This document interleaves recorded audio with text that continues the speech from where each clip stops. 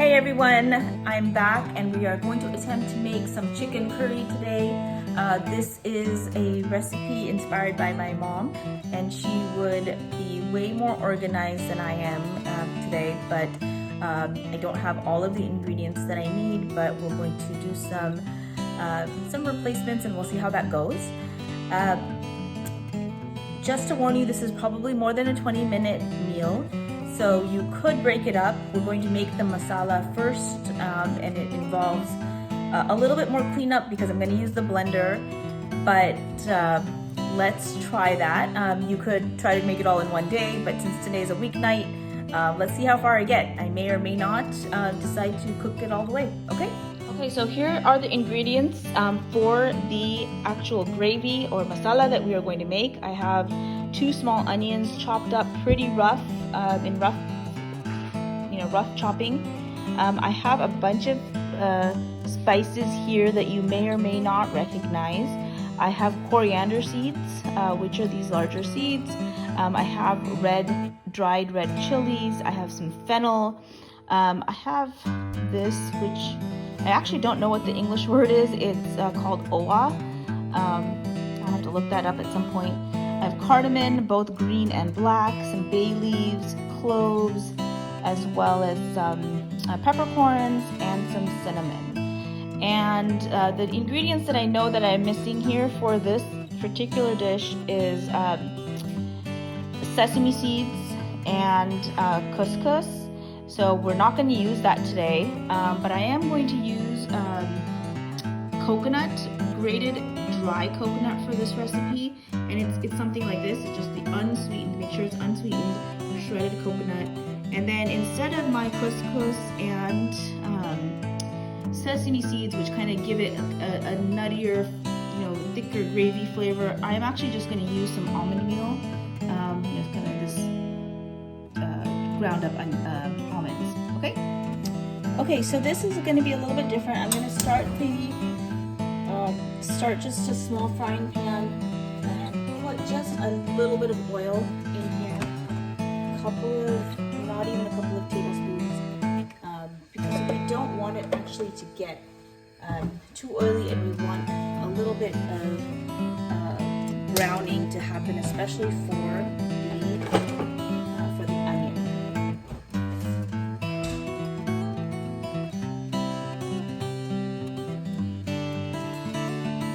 I'm going to bring all of my ingredients, and what I'm going to do is I'm going to put in the onion over here where the oil is. That's the only thing that really needs the oil.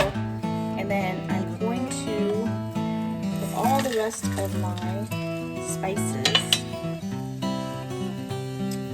right here. Somebody in California loves you.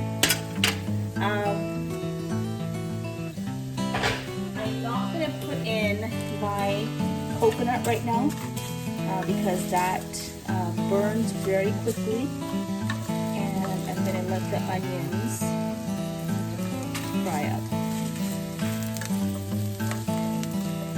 And where the state that you want to get this to is to actually have some browning of the onions and the aroma of the spices. You can already smell some of that coming through. Now you'll want to be careful not to burn those spices, which could happen. And usually what I do is, if I don't want to take them out of the pan, just put them right on top of the onions. But I was talking about how my mom would have been much more organized about this. She would have done this long ago, sometime in the morning, in the afternoon, had this ready, and all we would be doing at this point in time is actually making the chicken curry. See how far we get today. In the meanwhile, while this is getting done, you can kind of chop up your chicken into cubes, and you can marinate that in a little bit of turmeric, and if you have it, some garlic, cilantro green chili paste.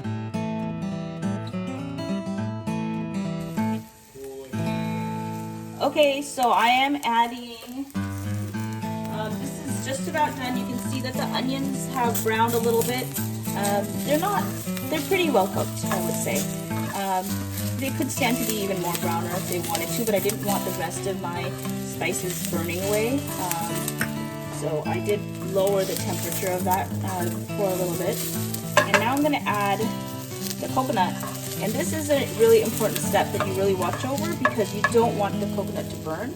So actually I'm just gonna go ahead and put the coconut in here and stir it, and you can see that it's already getting kind of brown, and actually I'm gonna just turn off the heat and let that brown a little bit just in the heat of the pan, because that will end up burning very quickly.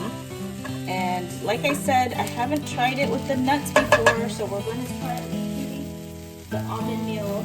And I am just going to add this in here so that it gets well blended and browned just a bit. But you can see that the coconut is really turning a nice, you can smell it, it smells really good.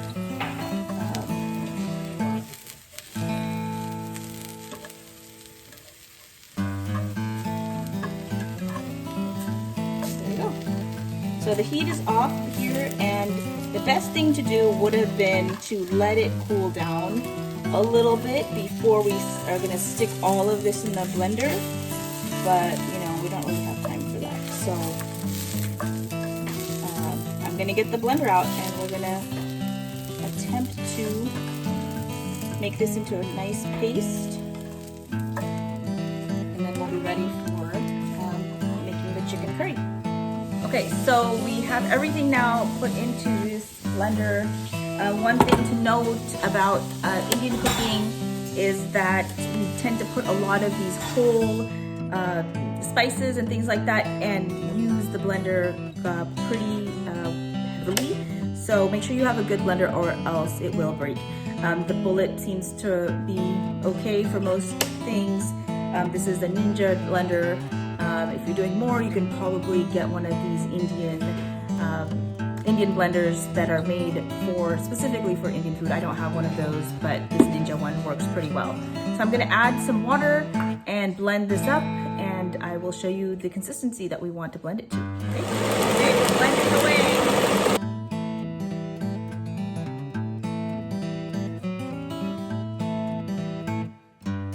So I've made this now into a paste, and the thing that you want to try out here is, see, oh, it's kind of hard to see, oh here we go, you can feel it, and see how I can still distinguish between the coconut and just the different pieces of, like, even though it looks like a paste, you can still see, especially the coconut is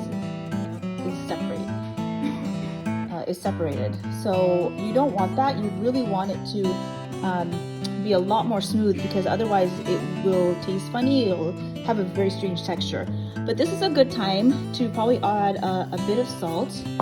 And you'll want to remember that when you're making the chicken curry, if you have or haven't added salt to this. But for me, I like to taste this and make sure it is what I want it to taste like. So I need the salt in there.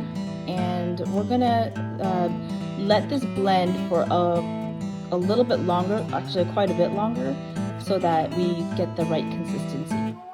Okay, so we are, I think, at the end of this blending phase. It looks pretty good, actually. And I'm pretty sure the bottom of the blender usually works out a lot better than even the top, but it's a bit runny. I would have liked it to be not as runny, but that means we just will put less water in there later on as it cooks up. But the consistency looks pretty good. It is well blended, and it tastes pretty good. I also finished my glass of wine while I was blending that, so that pretty much means that we're done with blending. But this is the step that you can save, and you can freeze this, or you can just prep any ahead of time if you really feel like it. But this is where You could pause if you wanted to. I'm gonna keep going and try to make the chicken curry. It'll take about 10-20 minutes after this, so we're gonna get started with that.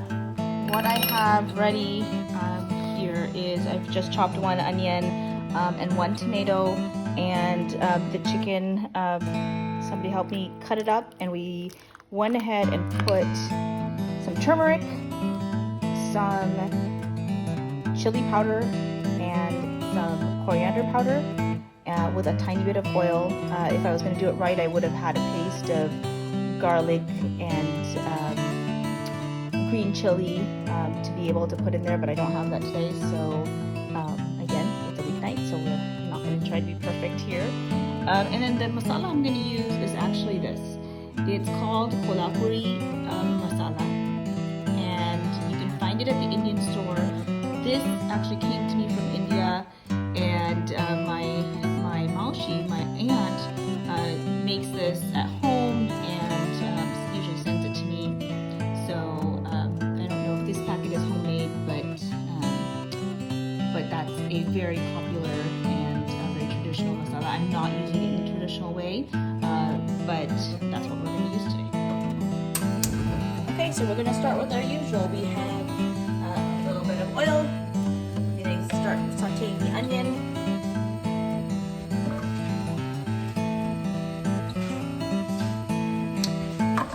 And then the tomato and the masala. I have my spice box, as usual, ready. We're not going to use too much more spices than what we have. And I'm just going to put a little bit of turmeric in there as we cook things up.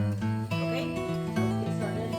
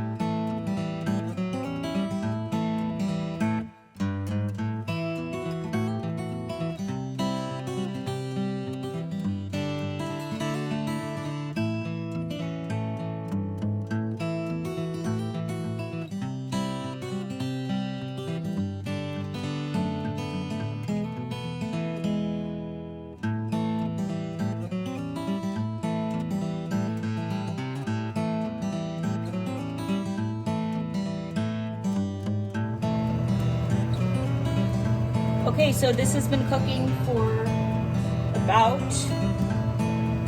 maybe about 15 minutes. Yeah, 15 minutes.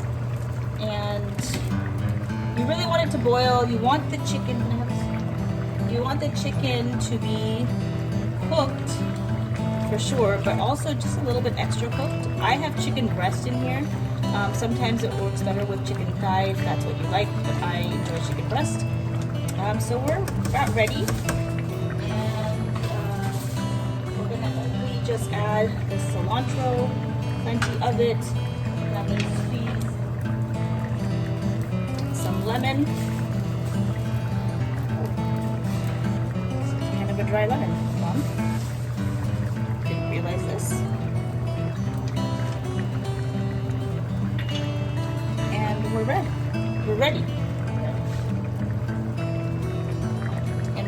enjoy this with just some rotis. You can see that Ganj is making that right now,